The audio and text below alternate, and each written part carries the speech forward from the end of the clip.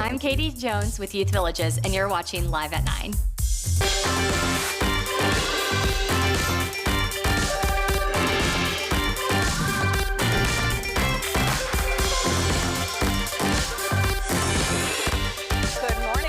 Tuesday, August 13th. Welcome to Live at 9, where Memphis comes alive.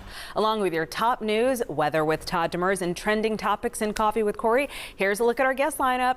Food scientist Allie Manning is spilling the beans on healthy back-to-school snacks and some meal prep magic.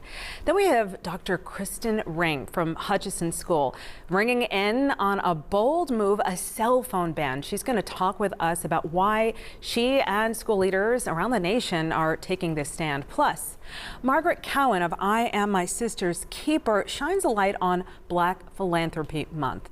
We also have Alexandra Nolan, who's whisking us away, but not too far away, with Staycation Secrets. So stick around for this fun and informative hour of local delights. But first, be sure to record the show so you never miss an episode, and connect with us online at our website, liveat9.tv. That's also our handle on social media. And topping our headlines today, more than 100 school resource officers within the Memphis-Shelby County School District could go on strike. A letter sent to district officials says that the SROs will not report for duty on Friday or to the district's football jamborees scheduled this week. The officers are demanding pay raises and also want more SROs hired. According to the Daily Memphian, several resource officers walked out of a meeting with the district's new safety director and superintendent on Monday. The Memphis-Shelby County Schools Board of Education has several committee meetings scheduled for this afternoon. A safety and security update is on the agenda for one of those meetings. As of right now, all of the high school football jamboree games are still scheduled for this Thursday and Friday. MSCS says that the games will take place at several stadiums across the city both evenings. Meanwhile, the Whitehaven STEM Center funding controversy reached a boiling point at last night's heated Shelby County Commission meeting.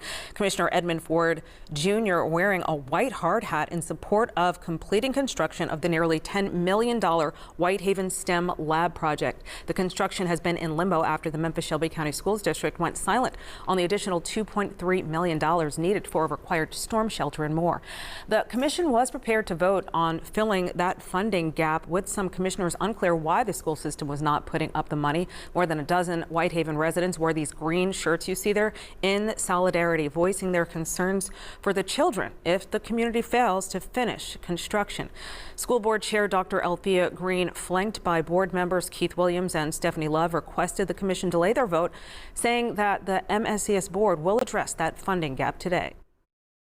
I want to make sure that you understand that the present money is being held with school seed until we have receipts so that money can be released. I've spoken with Vincent McCaskill. I want you to understand that we will make sure the receipts are there for the money that you have already given us for that $1.3 million. But I want to be real clear to the county commission. When Memphis-Shelby County Schools agree to do something, whether administration change or not, it is our responsibility to honor our commitment. So I'm here today to say thank you, commissioners, for your partnership. We look forward to resolving this as soon as possible. Thank you. And the county commission has already committed $1.9 million. The MSCS Board of Education could vote on the funding as soon as their next meeting, August 20th. It's unclear why the school district did not fully release the funds as promised by the previous administration.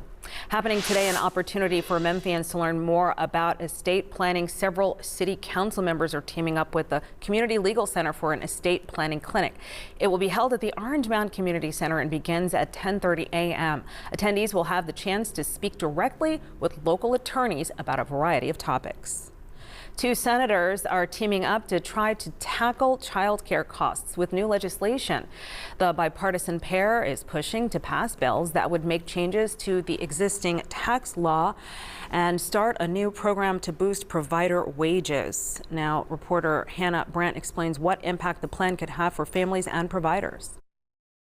A new childcare proposal coming out of Capitol Hill has advocates optimistic. There's much more to be done, but we are very excited. Cindy Lenhoff is the director of the National Child Care Association, and she's got a lot of praise for new legislation just introduced by Democrat Senator Tim Kaine and Republican Senator Katie Britt. The parties working together to benefit working families, to benefit childcare providers and educators. The duo introduced two childcare bills. The first would change existing tax law to bump up the child tax credit to $2,500 for families with one kid and $4,000 for families with two or more kids. Help people deal with the high costs of childcare. And it would boost an employer tax provision that allows businesses to write off costs for providing childcare to their workers. To triple that to $500,000.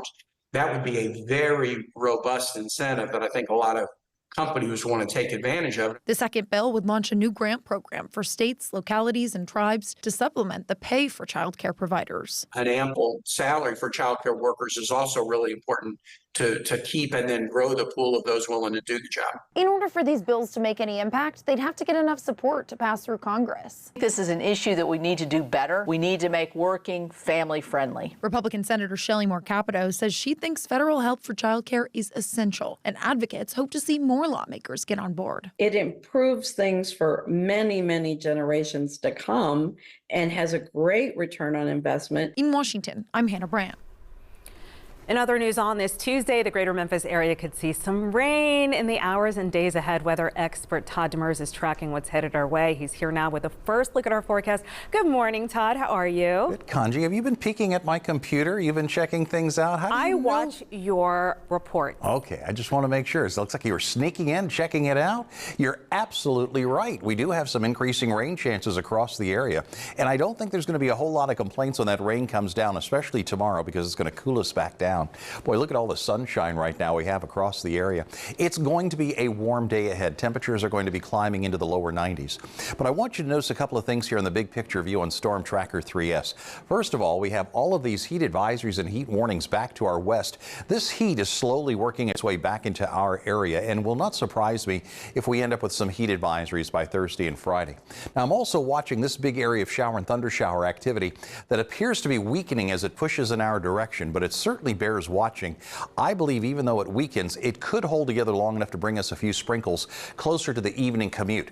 I don't want you to change around your outdoor plans because of it, but we're just going to keep an eye on it. And of course, you can download the WREG weather app and watch carefully from there as well.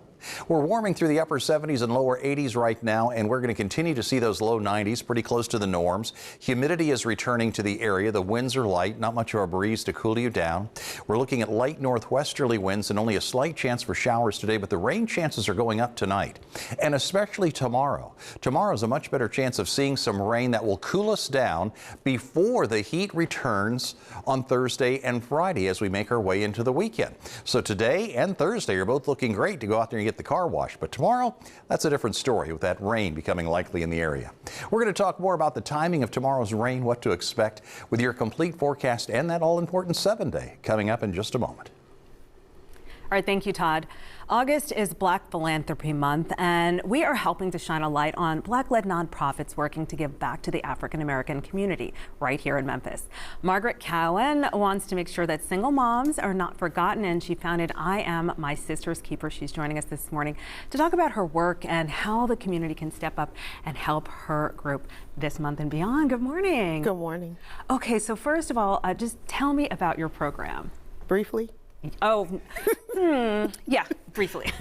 Basically, we support single mothers in Shelby County. We do that in a variety of ways, through economic empowerment, mental health, parenting, things like that.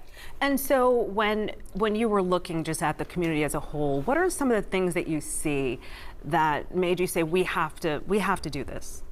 I looked at myself first. I'm a single mom, and so I knew the challenges that I faced. And when I moved here to Memphis in 2011, I said, oh, other people are facing these challenges as well.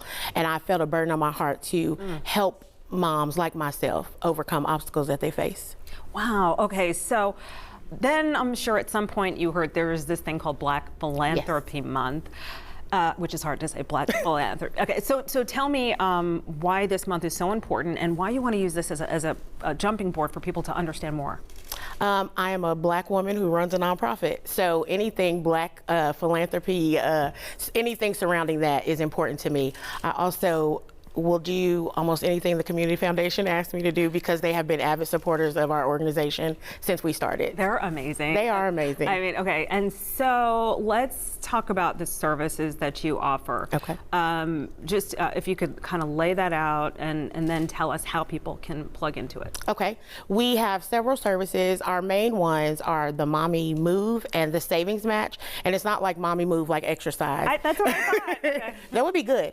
We help moms with their deposit and first month rent after they've secured a place to move. And then our saving match matches them dollar per dollar up to $1,000 for a purchase. It does not have to be a specific thing, but we have to talk about it, something that's feasible, that's needed. Is this for rentals or ownership? It's rentals. We don't have that kind of money. Yeah, I mean, I get it because it goes into your child. Why is that specifically important for Memphis? Rent is expensive. Hello. And you have to make oftentimes 3 times the rent in your income, and that's hard to do a lot of places. And so we want to help them as much as we can. Okay, and so that is your core service. And what are some of the other things that you try to help with? Those are not core services, but those are supplemental services. Our core service is community. We provide learning sessions. We do monthly outings. We do paint and sips, brunch. We've been to concerts at the Green Room, just providing experience for moms that they may not do for themselves. If I have to pay rent or go to a concert, what do you think I'm going to do? Pay rent. Exactly. So we provide those services to give them more access to things in their community because a lot of people just aren't aware of what is here and things that they can experience in their own communities. So what is the core, where are you located as far as, do people come to a specific area, location, or is this kind of a remote thing? It's definitely remote. All of our sessions are on Zoom, like the learning sessions I mentioned. The only time we meet in person is when we have our monthly outings, when we go out to a place together. And that lowers the cost so that all of the funding can go to the moms. That's right. Explain how the community has come together to fund this program. They donate, they support. We do have annual events that are for the community where we invite other nonprofits to join. People donate items, their time, and their funds to support us. Wow. Explain the Give 828 national initiative. It basically bridges the gap for Black-led nonprofits because a lot of times we don't have access to some of the fundings because we're smaller, we're grassroots. We don't have access to the level of donors that other organizations have. And so Black-led Philanthropy Month helps to bridge that gap in a major way. And so on 828, it's a special day. It's a special day. You can go on the Community Foundation website and you can find a area nonprofit that you like to donate to. And then the Community Foundation is also giving $10,000 to specific nonprofits, like there's a drawing or something, I think. But I think they'll give it to like 10 nonprofits, so they'll be eligible for $10,000. When you look at your program and the greater community at large, how does this impact our community? It impacts us in a great way. We are able to do the work that we've been doing with the resources that we need. We do good work, but we need the funds to do so. And so this impacts us, enabling us to do that. All right, and then when you have whole mothers, then you have a more whole community where people can then contribute their full gift to the Ripples make waves. How do you, and see, and thank you. That was a really great point. Thank you so much. Thank you for having me. All right, Margaret. And coming up still ahead on Live at 9, some states have banned smartphones in schools, but now some local educators in the Bluff City are getting in on the movement. We're going to explain how. Plus, a tasty snack can give any kid a much needed boost during the day. Food scientist Allie Manning is joining us in the studio to offer some ways to make sure those snacks are delicious and healthy. All that and more coming up.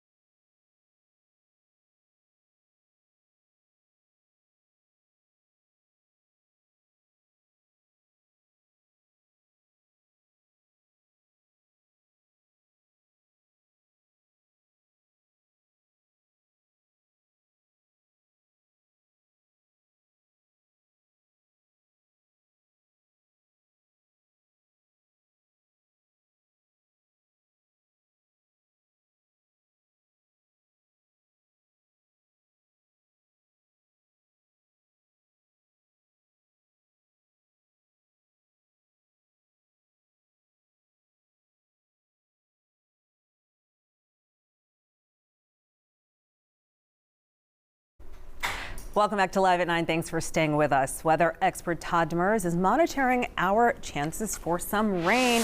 It felt a little different out there. The temperature, there's something that's changed in the air. It's starting to creep back up. You know, we even used the word spoiled earlier this morning. We've been spoiled by those northerly winds keeping the humidity down. Kanji, and I think what you're seeing and feeling are the humidity values beginning to climb across the area. And over the next couple of days, it's going to be warmer and more humid. We may even have to start talking about heat index values once again, but that'll be on Thursday. Until then, let's be on the lookout for some rain that'll be arriving tomorrow. What a beautiful view on the Gold Strike Skyview camera network. The river cam right here from the News Channel 3 backyard, the Cotton Exchange camera downtown Memphis overlooking Mud Island, the I-40 bridge, as well as our tower cam out east with a little bit of the leftover traffic here on I-40 at the tail end of the rush hour. We were talking a moment ago about Storm Tracker 3S and how the best chances for rain are tomorrow. However, there's one area of activity that I'm going to keep my eye on that's making its way across southern Missouri that may hold together long enough to bring some rain across northeast Arkansas into the Boot Heel of Missouri. Don't expect any severe weather out of it, but I can tell already there are some gusting winds and a few thunder showers there. So we're going to watch it. And down to our south is where we continue to see the heat advisories and heat warnings kick back in. That heat is going to continue to expand into the mid-south over the next 48 hours. But for today, I'm on the lookout for some increasing cloud cover and a slight chance of rain for the evening hours. Our high hit 85 yesterday. It was delightful. 92 and 73 are the norms. We'll be very close to normal for today before that rain tries to cool us off tomorrow. 81 right now. The winds are remaining light. And did you hear me talk about how the winds were swirling? Well, that's what they're continuing to do here. We may see some gusting winds as we make our way through Wednesday, but overall, southerly winds are slowly making their return, and that's going to help warm things back up across the area. Now, we mentioned a chance for some rain by later this afternoon and this evening. This is that area of activity that I mentioned was weakening as it was pushing into our area, bringing the clouds, but just a slight chance of rain. Tomorrow morning, different story. Better chances of rain are going to be with us on and off pretty much all day long, and I think that's going to have a huge impact on our temperatures as well. So in the 3-day outlook, we're watching for those scattered showers. This is what's going to be moving through tomorrow afternoon.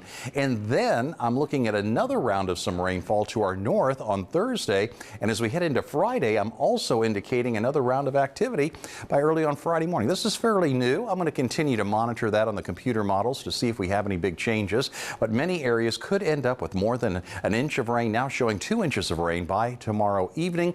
And that's why I want you to be on the lookout, especially for these scattered showers that'll start tomorrow morning and linger pretty much throughout the course of the day. So when it comes to your 7-day forecast, temperatures across the area will be warm today, and then tomorrow the rain will cool us back down, and then the heat advisories are going to be back for round 1 of the golf tournament on Thursday, and Friday is round 2. And then we have temperatures in the low 90s heading through the weekend. Another look at the forecast, including Storm Tracker 3S, is coming up a little bit later in the show.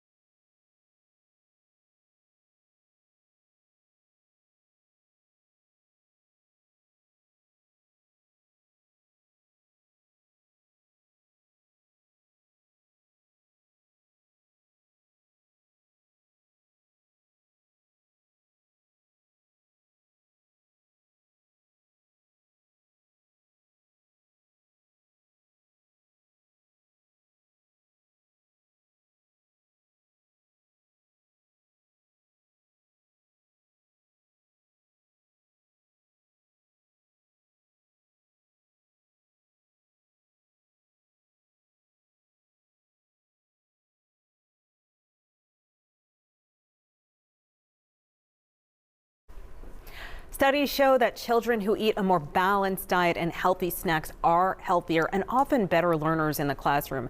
And according to some researchers, it's not just about what you offer as a snack, but also how much you serve and when. Food scientist Allie Manning is back with some snack hacks for the new school year and tips on how to prepare for the road ahead with some ready-to-go menu planning. I like that, ready to go. Yes. So Allie, what should parents look for and where when it comes to healthy snacks? Well, you know, I always say eat your colors. That's why I want to have an array of colorful products to share with you guys. You know, we pick up our habits from our parents. What they eat, what they give us, is what we're likely going to eat. But involve your child in the meal prep process. Allow them to make some choices and try something new. So that helps them to just start their own healthy habits. Yes. Okay, so you have brought an array of items here to just kind of walk parents through it, or guardians. For sure. You know, one of the first things I love to do is a juice. You can pack vegetables and fruits into one juice that's full of vitamins and nutrients, and it's delicious. You know, my husband eats later in the day. I don't know if you are a late lunch person, but if you have a juice, you can go ahead and get those nutrients early on. I love the idea of a salad in a mason jar. Everybody loves Chipotle bowls, but it can be expensive. It's so expensive right now. I don't even know how we're doing this. So do it at home. And if you're meal prepping, go to your Costco, go to, you know, the Cordova Farmers Market, for example, and try something new. Stack it all in and make it colorful. And then when you pour it out, it's like, it just looks so beautiful. And I do have to ask, what is in the juice? So this one is carrot apple ginger. It's one of my favorites. It's got a lot of vitamin C. It gives me a boost of energy. This one is lettuce, cucumbers, and pineapple. Delicious. Oh, that sounds so good. It is. What's happening over there? Yes, so I have some ingredients for your own burrito bowl, or you can make this into a wrap. I love these containers because they give you a hint to what to put in them, and it helps you maintain the portion sizes. Where did you get them? So I got these from Bargain Hunt. I love a bargain. I love bargain hunts. You have to, like, you maybe spend a whole day in there, right? And you just kind of go up and down the aisles, and you never know what you find. You don't know what's going to be in there. But you know what? I love meal subscriptions like HelloFresh, and Wild Alaskan Sea Company, or Wild Alaskan Seafood Company, is great because they have wild caught fish like salmon, cod, halibut. That's delicious. You just thaw it and cook it. Okay, and then why do you say, you said wild cut? Wild caught, yeah. So you get your important to get, I'm sorry, the wild. Well, you know what? You're going to get the most nutrients. You're going to get the freshest product. It's going to have beautiful color because typically with farm raised, it's going to have that pinkish color, but with wild cut, you're going to get those healthy omega-3s and 6s, essential fatty acids. Well, how do you just, like, it's so easy to just make one thing and just keep making it over and over again, but how do you stop the boredom? You know, I'm a food scientist, so I love to shop the aisles and play with food. You know, when I teach my program, Food Science for Kids, I'm looking at what the kids are bringing into school, and it's high in sugar, high in artificial colors, high in sodium. So for me, it's like, how can I introduce new ingredients? That might be seaweed snacks, that might be, you know, nuts and seeds, that might be protein balls, for example, which are great. You can use oats and granola to make it at home. And then you get a chance to monitor exactly what you're putting into your food. I encourage people to grow your own food and make it at home. Let's talk about just streamlining prepping your snacks and the meals for the school and work week. Is this something that you start on a Sunday and then do it again on Wednesday? I mean, like how do you do it? You know, I start with setting a goal and a budget, like we talked about before. But I'll pick maybe 2 hours on a Sunday and chop everything up, because even if I don't put it in a jar, I can put it in a wrap, or I can make it into a soup. If you've already got your ingredients prepared and chopped up, then it's easy for you to think about what to put together. It takes time, it takes energy, but include your children in the activity. They don't have to be on those cell phones. They can get in the kitchen. Yeah, put that cell phone down. We have a piece on that. Yeah. What is this? This looks really cool. Well, you know, I love my sustainable products, and so this is an on-the-go, easy-to-use cutlery set. So everything I do is all about how can you reuse it, upcycle it, or try it in a new way. And what I do love is One thing I didn't realize is that that these are wooden, and Yes. when you eat with the metal, that kind of changes the flavor of your food. And when you have these wooden type of, either you have chopsticks in here as well. Yeah, bamboo, wood. Oh, it's okay. Great bamboo. options. Yeah, wood or bamboo are great options. Love it. And these are NRTC. Okay. Yeah, those were a giveaway. But All right. but it's a great example. So thank you so much for helping us to get our lives together, because it is rough out there. Allie Manning, food scientist. You can contact her on her website. Yes. And then also, I mean, your Instagram is fire. And so I just you have got to see Thank Miss you. Thing over here on her Instagram. Thank It's you. awesome. Thank you, Allie. All right, straight ahead. If you already need some R&R for the family or just yourself, lifestyle expert Alexandra Nolan is going to help us plan a staycation. Plus, it's a trend sweeping the nation. More school districts are keeping cell phones out of the classroom. Allie just mentioned this. Put that cell phone down, right? Why one school here in Memphis decided they'd get on board with that trend. That's coming up on Live at 9.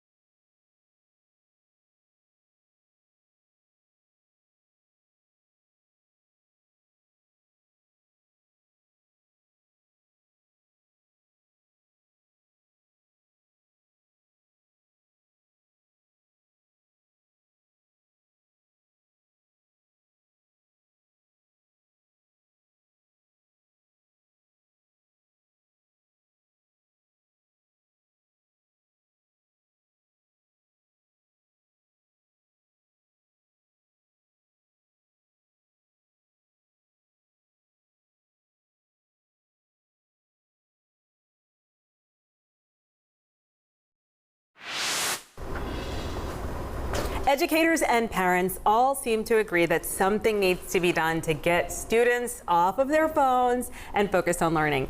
Beyond the distractions, there are also concerns about children's mental well-being when it comes to staying connected to those smartphones and social media. One local private school is implementing a school-wide cell phone ban this year. The following segment of Live at 9 is sponsored by Hutchinson School. And to learn more, we are joined by the president and head of school at Hutchinson. That is Dr. Kristen Ring. Thank you so much for joining us. So good to see you. It's so good to see you. Thank you for having me. Glad to be here. Okay, you're cutting edge. Tell us about this move. What convinced you to implement this school ban? Well, certainly we've been looking at the research and watching that implementation at school and realizing that we have got to put students' well-being first and foremost and do everything we can to ensure that they thrive academically and socially. And the cell phones really are a barrier to that. Wow. Okay. And parents hear about the dangers of cell phones all the time from an educator's point of view. Can you share some examples? Sure. Cell phones in general are just distracting. We know those notifications come in all the time, and it is hard not to look at that cell phone and see what that notification is about. So first and foremost, we want to eliminate distractions within the classroom so that students are engaged with the content, with the teachers, etc. But social media can really do some harm, and students aren't quite equipped to navigate that, and we just want to eliminate that from the school day so that they're not focused on things that really are distracting them from the school environment during the day. Or I cannot imagine, just thinking back on, it just wasn't this hard. So just that whole, it takes it to the next level with the social media. Have you had any pushback? So we were really thorough in our process. We obviously cannot make decisions based on consensus completely, but we involved our students in the conversation. So our student leaders came in and we talked through what barriers we had to overcome when they didn't have that technology. Our students do have one-to-one with laptops that we can kind of control access to various things. And then we had some open parent meetings. We wanted that feedback before making a decision. And so overall, parents have been incredibly supportive about the decision. Wow, it sounds like you did a lot of research on this. And I know the first question someone would ask is if there's a crisis in a school. We hear of students phoning 911 or calling their parents. What happens if you remove those phones across the board? Sure, great question, and I think that's probably top of mind for most people. And I know educators across the country are talking about this all the time, and we're always iterating as we learn more. We have almost 200 adults on our campus that will have access to phones. There are certainly landlines, but what the research tells us is that in a moment of crisis, students need to be looking to the well-trained adults, and they need to be listening. And in fact, cell phones can be a distraction. When they're calling home or when they're texting and they're not following the protocols that the adults are trying to lead them through, it is a huge distraction. So we want to keep them as safe as possible, and so we need them following the well-trained adults. Oh, this is amazing. I just hope that you can get to some of those drivers that I was passing by. And so if people are interested in the school, what's the best way to reach out? Absolutely. Check our website, hutchinsonschool.org. Contact our admissions office, contact anyone at the school, and we're always happy to introduce people to our incredible school community. Dr. Ring, thank you so much for coming in and for making these cutting edge moves for us. And the preceding portion of Live at 9 is sponsored by Hutchinson School.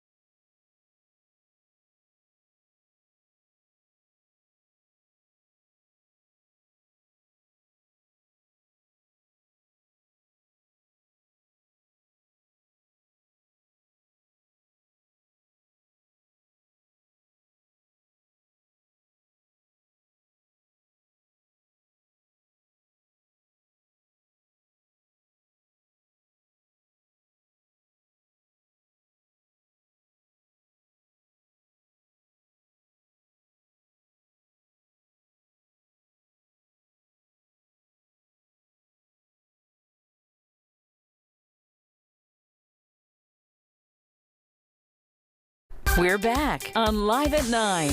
Now, here's Kanji. Many Americans are opting to stay close to home in 2024, with 46% planning a staycation, according to research done by IPX1031.com. But if you are not sure how to get started, lifestyle expert Alexandra Nolan is here to help. She has some helpful hints for us to get your family packing. They mic'd him. So the studio crew is hilarious. They mic'd. Who is this? Hi, Alex. Hi, this is Charles. You can say hi, Charles. You can do a little hello. This is my date for our staycation. Obviously, you don't have to do a staycation with a date, but it's always fun. Yeah. And he fits in. I promise he's going to fit in with what we're talking about. Okay, it's not Halloween, but okay. So you're going to tell us about a few spots. Yes. Yeah. So let's start off. Okay. So first, I want to talk about the Arrive Hotel's Blue Christmas. Love them. They have their Blue Christmas event going on until August 17th, and you can go in and celebrate Christmas at the hotel early with the King of Rock and Roll. Yeah, because it's Elvis week. It is Elvis week. Right. So you can go in, they've got Elvis-themed drinks, cocktails, food. The entire lobby bar hustle is just, there are Christmas trees and presents and pictures of Elvis everywhere. There you are. Yeah, this was my stay there. So we just went last weekend. Okay. And it was a great time. So yeah, as you can see, Christmas tree, blue themed, lots of records everywhere. They even did a special menu just for this event. That's the pink Cadillac cocktail. Oh. It was delicious. And of course, a smoky, they have the bourbon drinks and all the things. It was just absolutely wonderful. And Arrive Hotel is wonderful all the time, but especially right now when you can have a little bit of Christmas fun early with Elvis. I just love that space. I mean, whenever people are like, oh, you know, I want to stay downtown, I'm like, well, I've got something for you. Yes. Okay, so just yesterday, Corey shared a survey with us, and that found Americans need 60 lazy days per year to feel rested and relaxed. So what's your idea of maybe a lazy day? Well, a lazy day really isn't lazy for me because I have to constantly be active. Right. So for me, it is getting out and doing some of the local things because I feel like I'm working all the time. So a lazy day for me would be visiting my city, getting out with the people that I love and just, enjoying the day. Nice. Okay, let's talk about staycation number 2. Yeah, that leads me into staycation number 2, actually. So spooky season is coming up, hence the reason we have Charles here. Hey, Charles. High five. So I have a fun spooky date itinerary. Oh my gosh. So you can start off after lunch with Elmwood Cemetery to do their self-guided tour. There are over 75,000 residents at Elmwood, and you can learn all about the history of Memphis, the yellow fever, all the things. It's absolutely amazing. Then I recommend hitting up the any kind of dinner on South Main. Yeah. And then just extra fun, just more spooky evening continues. You can go to the Broom Closet and get a reading. Wait, what's that? The Broom Closet's on South Main. It's a metaphysical shop. Stop. It's I've never awesome. even seen. How old is it? You know, I'm not totally. I want to say like maybe 2 or 3 years old. Maybe. Okay, I know it's been around for that a minute, sounds about right. But it's awesome, and you can do chakra reading, tarot reading, or they have a aura reading. Okay. So I know they had 3 different kinds. And then after that, you can go to Historical Haunts, which is more history of Memphis, but kind of spookier, and ride around and they'll share like all of the haunted places. So Historical Haunts is like a tour guide? Yes, it's a Memphis tour. They also do the beer bus downtown. So you're scared and drinking beer? Well, no, they're 2 separate things. I think they are 2 separate things. I'm Both scared fun. drinking beer. No, Yeah. but I bet you they Which take you. I think combined together would actually be even more fun now that you say that. Maybe we should. I bet you they take you to Ernestine and Hazel's because you know there are all the ghost stories there, and they say that the music machine there, music box, that it just turns on Turns on sometime. at night. I've heard that. Yeah, and that if you say something anyway, you know, like your algorithm and when Facebook comes up. Yeah, exactly. Yeah, that's how. Yeah, so all of a sudden that was like, the first algorithm was in Ernestine and Hazel's with the music box. The jukebox, yeah. Okay, so you also have a QR code. Where does that take us? Yes, so the QR code is going to share how 2 people can enjoy these itineraries. So be sure to scan it, and also it will tell you all about how you can do any. It'll show you the itinerary and how you can enjoy any of these staycation ideas. And I I think it's beautiful because you're really supporting local ecosystem, and just there's so much more to do than you realize. You know? Yeah, there's so much to do local, and sometimes we get wrapped into everyday and big box stores and that kind of thing. And when you take a moment just to kind of dig around and see what's going on in the inner city or outskirts of Memphis, you'll be surprised. A lot of fun things. Yeah, good job, Charles. You did a great job. High five. All right. Thank you, Alexandra, for always delivering. Really, really appreciate you. Thank you. Straight ahead, why the federal government wants to help you break up with unwanted subscriptions. Plus, one founding member of Public Enemy joined Team USA during the Paris Olympics to show his support, and now he's extending that to another athlete at the center of some controversy. Details later in Coffee with Corey.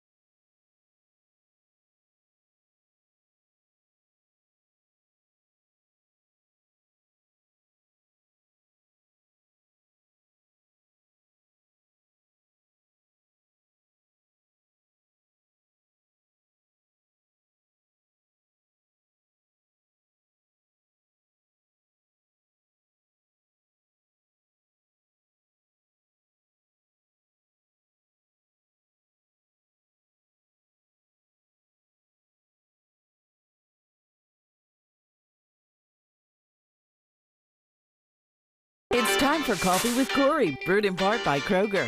How you doing? I'm doing fantastic. How are you? Well, I guess Charles. I was disappointed I didn't get a gone. chance to meet Charles, but maybe next time. Hopefully he'll be back. Well, I know you have all of the info. I do. So we're going to start off. For starters, are you sick and tired of countless emails, unwanted memberships, and paying for services you just no longer need? Well, the U.S. government wants to help. In the name of consumer protection, a slew of federal agencies are working to make it easier for Americans to click the unsubscribe button. The new government initiative, dubbed Time is Money, includes the rollout of new regulations and promises of more. While the crackdown spans from healthcare to fitness memberships to media subscriptions, officials say that too many companies use a variety of tactics to essentially hold people and their money hostage. So how many subscriptions do you need to cancel? Let me tell you, I didn't tell Jenna, our producer, about this, so I'm like surprised that this is coming up now. Over the weekend, I had an Audible subscription, right? So it was like one thing, the 30 days passes and you forget, but I already had a promotion for a free Audible subscription. Oh. So I spent like about an hour and a half on the phone this weekend. That's what exactly the thing is. it. It just sucks your life out of you. Yes. And you're like, no, but I didn't. They're like, well, let me hand you to the person that you should talk to. And then you go from person to person and it takes an hour and a half. So did you get it canceled? Yeah, they gave me my money back too. Oh. All right, Amazon. Okay. Yeah, Amazon. But I mean, of course, it's kind of like a pain. That's a whole Such a part. pain. Yeah, you I just had don't even want things to to deal with do. it. Right. We're going to be staying on the phone What trying about to you? cancel stuff. I don't really have many subscriptions. Good for you. See, you don't go there in the first place. Yeah. I'm so proud of you. It's okay. You do the It's right okay. thing. I also don't have an Amazon account, which is sad. Anyway. I know. Anyway, okay. Good for In you. a matter of a snap, crackle, and pop, you could be on your way to a delicious dreamland. Rice Krispies treats are challenging families to ditch the fall dread and have one more summertime getaway. You can live like a kid again inside the Retreat Suite at a beach resort in Cape Cod. The immersive takeover, inspired by the classic treat, includes a giant Rice Krispies treat bed. Plus, get this, visitors can ride down the slide from the top bunk of a double-stacked treat bunk beds, then build a massive marshmallowy pillow fort. You can also create a new flavor of Rice Krispies treats at the in-room Treat Yourself bar, then host a throwback movie marathon in a giant projector and marshmallow bean bags. That's pretty cool. Fans can request to book one of 5 different 2-night stays throughout the month of August. Just go to Rice Krispie Treats retreat.com and get this. The suite accommodates up to 6 guests, and it won't cost you a thing to stay there. It'll only cost the expenses of travel to get there. So you can stay for free. I think I saw Eli behind the camera there shaking his head at one point. No, Eli, you don't want to go? Oh, maybe they were talking in his ear, but he was like, that'd be kind of fun. Rice That'd be Krispie cool. treats are so delicious. But a Rice Krispie bed? You know what the thing is, though? When you're making them, like, your arm almost falls off. Because you know when you're mixing it? And It's a workout. It's a good arm workout. We can incorporate our arm day while you're making Rice Krispie treats. I don't know why, but that sounded like the best day ever. Yeah, let me go to Cape Cod. I'll go stay over there for free. Yeah. Do it. And finally, USA Gymnastics says their latest appeals for Jordan Childs to keep her floor exercise bronze medal was denied despite this new evidence. So Childs was bumped from 5th place up to a bronze when her coach appealed her score last week. But she was stripped of her 3rd place finish after independent arbitrators ruled her coach's request to appeal came 4 seconds after the 1-minute deadline. So in a statement, USA Gymnastics says the Court of Arbitrations for Sport won't reconsider the decision, even though they submitted a video that shows the appeal came 13 seconds before. Wait a minute. 13 seconds before the deadline. So USA Gymnastics, of course, says it will continue to fight for Jordan to keep her medal, of course. And while the USA plans to keep fighting, USA Water Polo's hype man is extending his support to Childs. Flavor Flav is well known for the clock necklace, and he says he had a bedazzled bronze clock made just for Childs. The 65-year-old rapper was a frequent sight during the Paris Games. Flavor Flav offered to sponsor the women's water polo team, and they made him their hype man. How about that? And because I know that Flavor Flav is a big Swiftie fan as well, just gonna wrap that around for you. I am literally, I'm 13 livid. seconds I'm before the deadline. livid How do you now. not take that? Like, I mean, okay, so the whole thing was she did her routine and did not get the scores that she qualified for. So she did some more complicated moves, didn't get that full score. Then they USA contested it. They said, okay, now you won the bronze. And then the other team contested it and said she was late. So then they said, okay, we're going to give you back the bronze. And now we're finding out, no, she was early. So, I mean, 13 seconds early. I don't know what to do with myself. We'll definitely keep you posted. Thank you. Sorry, I just got a little. No, My I sister totally was agree. in gymnastics, and so It's like insane. we followed this like crazy people. And if you follow the rules, then it needs to be allowed. Oh my goodness, yeah. And she got out of all of her social media accounts. Like she shut everything down. She's having like a mental health crisis right now. I get it. Okay, sorry. It's I'm tough. just going It's on. tough, yeah. But all right. Thank you, Corey. Of course. Tomorrow more. Okay, we'll be right back.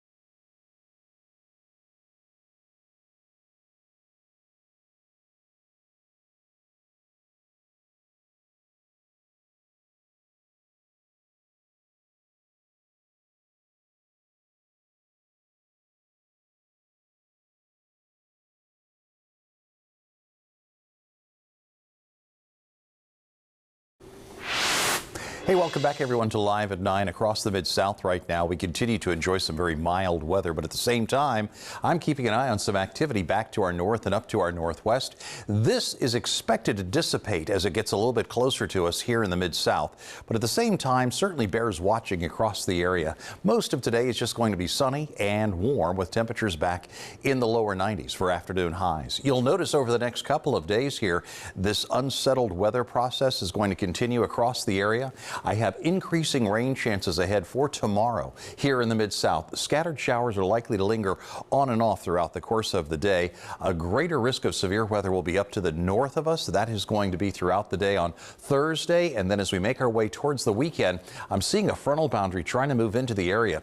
This is Friday morning about 9:30, and that's what we're going to be looking at here when it comes to our next best chances for rain. I think that's going to be changing around our forecast just a little bit as we make our way towards the weekend. Storm Tracker 3S is going to be looking for this rainfall. Now, here's what concerns me, and this just kind of got updated. When you see storm systems producing over 5 inches of rain, that's an indication that they're going to be moving pretty slowly through the area. No, not everyone is going to be seeing 5 inches of rain, but there's a potential there that we're certainly going to have to keep an eye on as these showers move into the area, not so much tonight, but especially for tomorrow, tomorrow afternoon, and tomorrow evening. Those are the ones that we'll be watching carefully for you over the next 24 to 48 hours. Today we're back in the lower 90s, light winds. Tomorrow is going to be our rain date here in the Mid-South, and then by the time we get to Thursday and Friday, the heat is back on. Afternoon highs in the low to mid 90s.